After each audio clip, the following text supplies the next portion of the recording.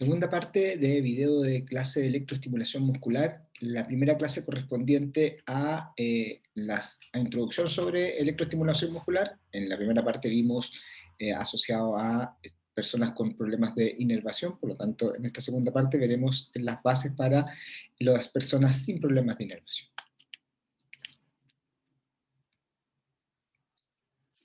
¿Qué ocurre ante condiciones normales, en donde no exista un daño a nivel neurológico y por lo tanto nosotros pudiéramos enfrentarnos a otro tipo de condiciones? Como por ejemplo lo que podemos ver en este paciente.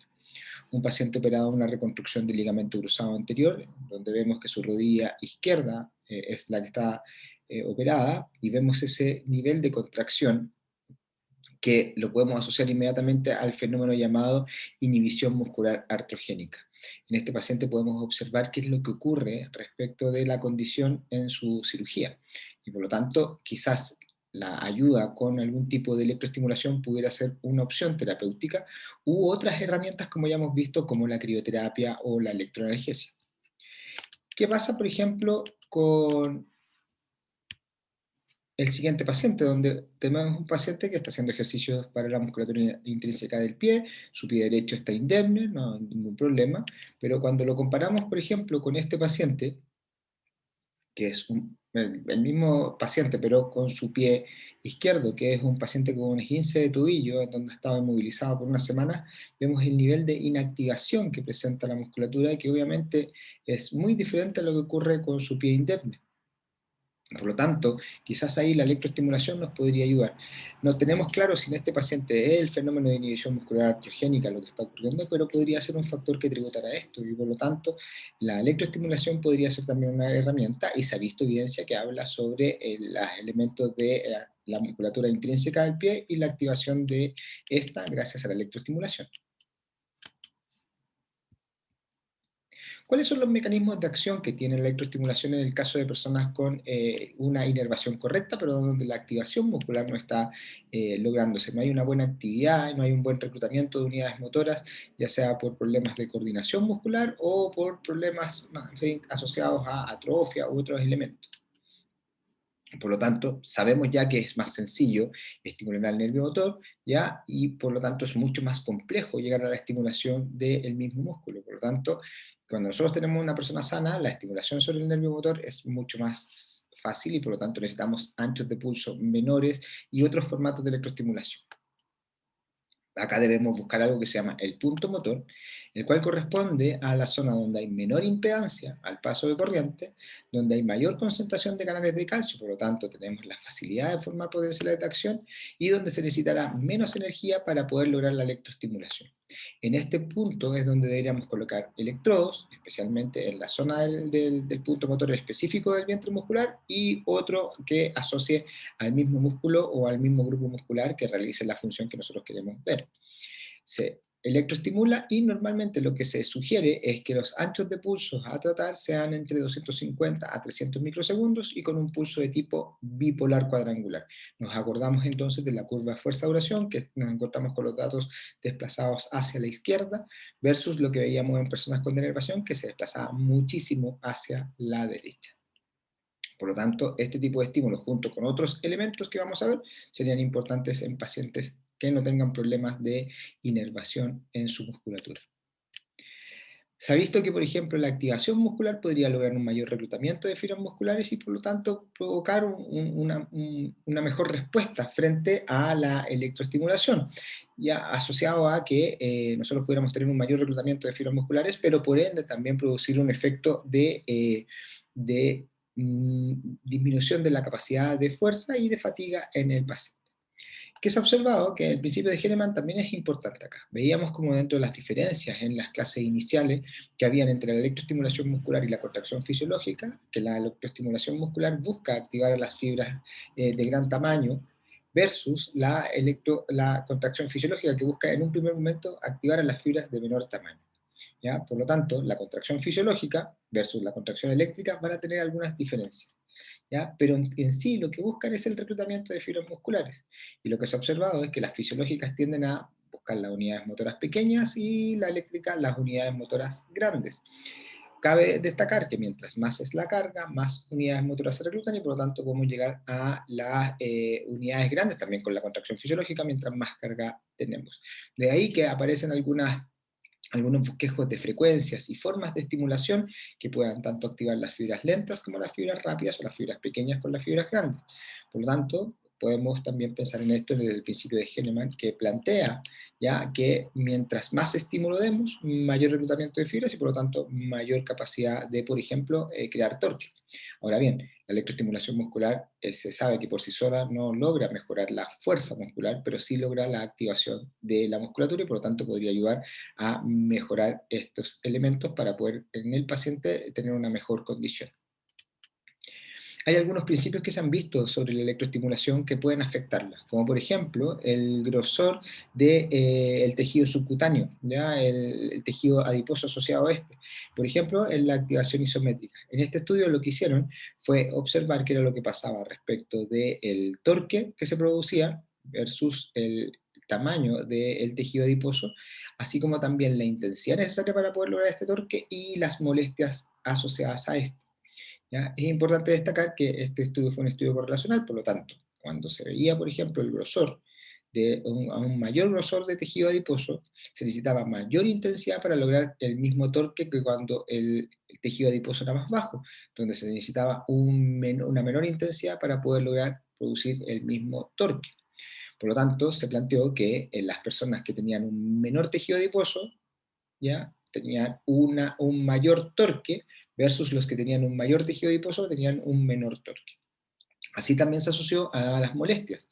Los que presentaban un mayor tejido adiposo había una correlación positiva versus las molestias creadas por la corriente. Por lo tanto, a mayor tejido adiposo, mayores molestias en las personas y por ende tendería también a disminuir la capacidad de torque porque produce molestia y las molestias pueden asociarse también al dolor, a la incomodidad y a la incapacidad de lograr la buena contracción muscular. De ahí que es interesante también analizar qué es lo que nosotros vamos a aplicar y qué tipo de corrientes vamos a buscar. Por lo tanto, hay algunos estudios que analizan si existe realmente una ganancia de fuerza con la electroestimulación muscular y que por sí sola ya está evidenciado que es bien complejo definir esto. La verdad que se define de que no es fuerza lo que se logra, sino actividad muscular, pero que se podría lograr, por ejemplo, obtener si se combina con ejercicio terapéutico.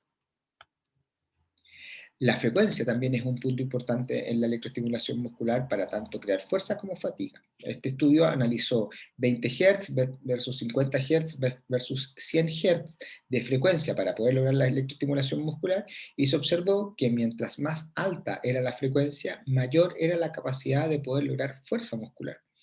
Pero también al aumentar la fuerza, aumentaba la fatiga. Por lo tanto, a mayor frecuencia, mayor fatiga. ¿Qué se determinó con esto? Que en realidad la aplicación de electroestimulación muscular podría también, mientras mayor es la frecuencia de descarga, producir un mayor reclutamiento de fibras musculares, lo cual va a potenciar la capacidad de fuerza, pero también al tener más fibras activas constantemente, lo que va a producir es fatiga. Por lo tanto, esa fatiga también va a ser necesario que nosotros podamos hacer protocolos de intervención que delimiten esto. Y eso es lo que veíamos en las clases de introducción a la electroestimulación, donde veíamos que la pausa es bastante importante. Por lo tanto, no solamente se necesita la estimulación en un periodo de tiempo, sino que las pausas asociadas a esto para evitar la fatiga. Por lo tanto, la caracterización asociada a estos elementos como la fatiga muscular va a ser bastante importante para poder lograr una buena intervención desde la perspectiva de la electroestimulación.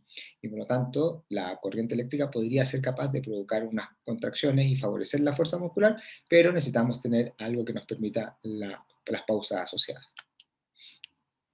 Este estudio es bastante interesante porque nos habla sobre el preservar la masa muscular gracias a electroestimulación en pacientes que están hospitalizados con algún tipo de enfermedad. Y ellos lo que hicieron fue comparar ejercicio terapéutico, como lo que se define muchas veces como la kinemotora, versus la electroestimulación muscular, ¿ya? Y en personas que presentaban enfermedad obstructiva crónica respiratoria. Y lo interesante de esta publicación es que aunque en ambos grupos se observó ya un descenso de la masa muscular, era interesante porque la electroestimulación muscular mantenía de mejor manera que los ejercicios físicos asociados a este estudio.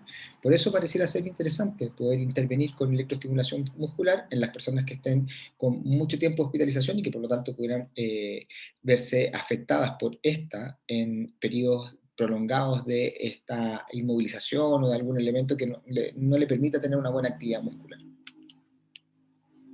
En este estudio lo que se hizo fue comparar la electroestimulación con el entrenamiento de resistencia en personas con enfermedad obstructiva crónica pulmonar, ¿ya? En el famoso EPOC, y lo que vieron es que se comparaban ejercicios típicos de estimulación respiratoria para estas personas, ya para mejorar la capacidad pulmonar, versus la electroestimulación muscular, pero no en el sistema respiratorio, sino que en extremidades, extremidades superiores y extremidades inferiores. Y se observó que no habían diferencias significativas en el entrenamiento, por lo tanto, parecerá ser también una herramienta interesante siempre y cuando el paciente sea el adecuado para poder lograr este tipo de estimulación. En el caso de esta publicación, lo que observaron fue en personas con una reconstrucción del ligamento cruzado anterior de 6 semanas de evolución, en donde se hizo una combinación de análisis de ejercicio excéntrico con electroestimulación muscular y electroestimulación muscular por sí sola.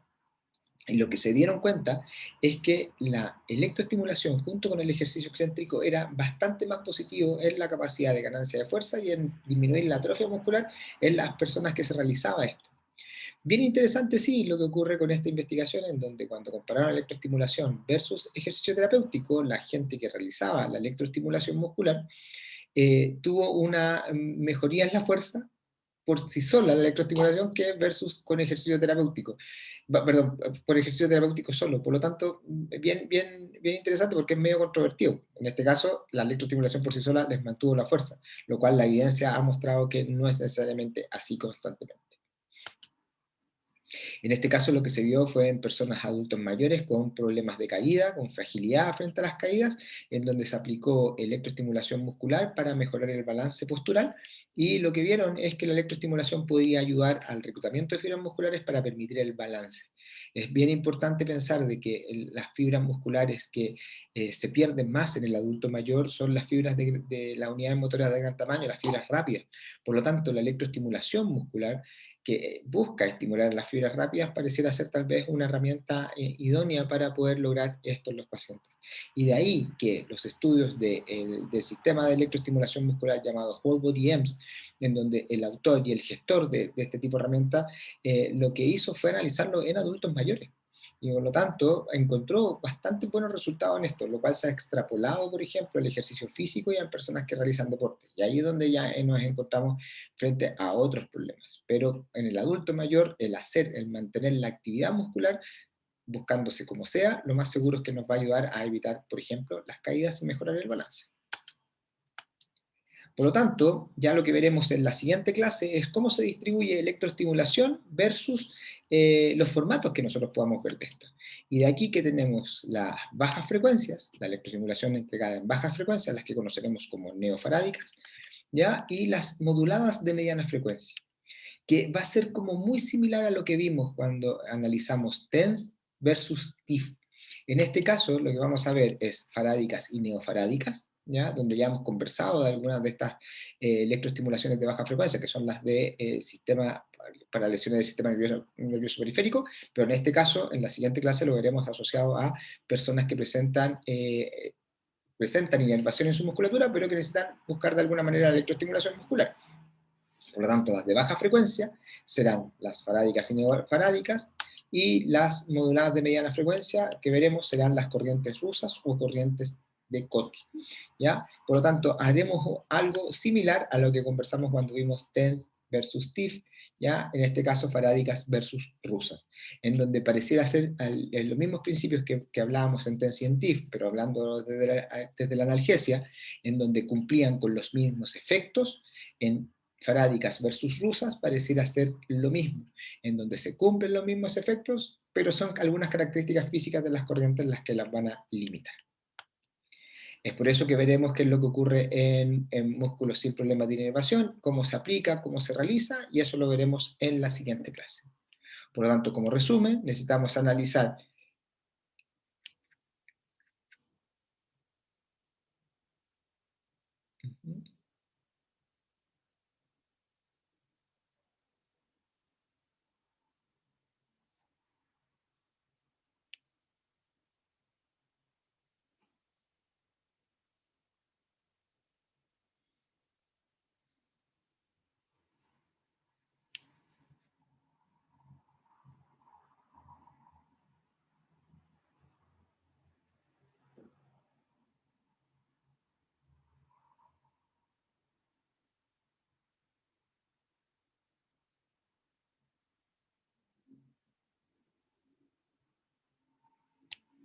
Por lo tanto, la idea de esta última diapositiva es que nos podamos enfocar en lo que corresponde a la última clase y que sería sobre electroestimulación muscular, ya en sujetos sanos, pero con las características que nosotros vamos a hacer para la aplicación de esto. Que sea todo muy bueno, cuídense mucho, nos vemos. Chao, chao.